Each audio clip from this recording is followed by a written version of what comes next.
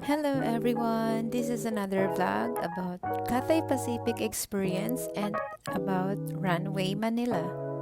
Hinatid nga pala ako ng aking found parents dito sa Riyadh na sobrang bait. Ayan, picture muna kami ni Mami habang si Daddy ang pumipila para sa akin sa counter.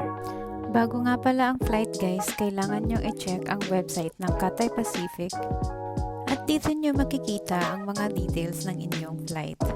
You just have to sign up and log into their website. First time ko nga pala mag-connecting flight, usually kasi direct flight via Philippine Airlines. Luckily, na-upgrade ako into premium seat. And hindi ako sanay na ibang lahi yung kasama ko. Chinese ata. Hindi man lang kami nag-usap even one word. Meron nga palang free headset sa airplane. Pwede kang mag-sounds, manood ng movie, and you can navigate kung asang bansa na kayo through these screens. So, heto na nga, nag-day over na tayo sa Hong Kong. Maganda ang airport ng Hong Kong, malaki, hindi gaanong crowded. Medyo strict lang sila sa water, so dapat walang laman ang mga mug nyo. And any water bottles are not allowed. Meron itong 2 hours na layover, kaya nagbasa-basa muna ako. Moving forward, dumating na nga tayo sa Pilipinas and here we are to claim our baggage.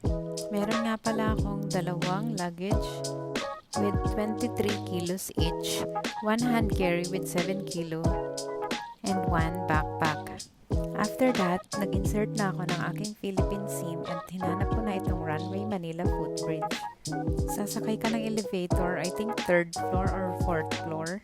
Medyo malayo itong footbridge na ito. At narating ko na nga ang Runway Manila sa tulong ng mga ating mababait na guards. Hanapin niyo itong Belmont Hotel dahil dito ang pick-up location ng Grab. Ang tips na ito ay para sa mga OFW na walang sundo sa Manila para less hassle papunta sa inyong mga provincial bus terminal. Make sure na may GCash kayo para makapag-book kayo at maloadan ninyo ang inyong SIM card. Thank you Lord at ang daming mababait na tao.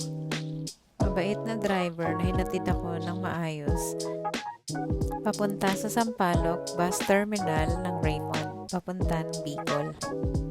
Thank you so much for watching. Yun lang. Bye!